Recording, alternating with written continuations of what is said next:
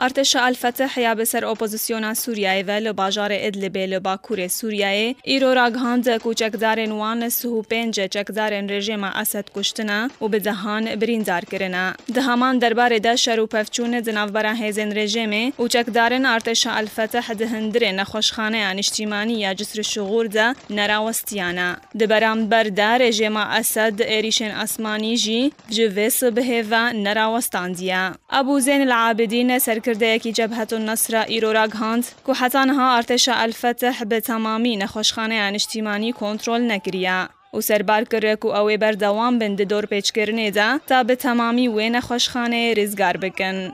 هنچالاک وان و روزنامه‌وانین به سر جیش الفتح و راگهاندن که رژیم اسد بری دروژان کمکجیک پیک آنی که همو گرتی و کسین حولا جدابوی داین و فرمانین کشتن رد کربون کشتنا که هجمارا کسین که دهندر نخوشخانه دهاتنا کشتن گهشتیا سهو هفتان. هروها کسین که انجاما بمب باران کرنا بالافرین رژیم لباکور گندوارن باجار ادلبه به دهان کس هاتنا کشتن و زیادتری 24 بریندار بونا. وان روزنامه‌وان و چالاکوانان دیار کرن که رژیم اسد بموشکان گندکی خریستیانان که هن مسلمان جی و که کوچبر لخوا گرتبون بمب باران کرن. هروها بمب باران لسر گندن اریحا و گورین بردوام بون بکو زیان جانی بکون.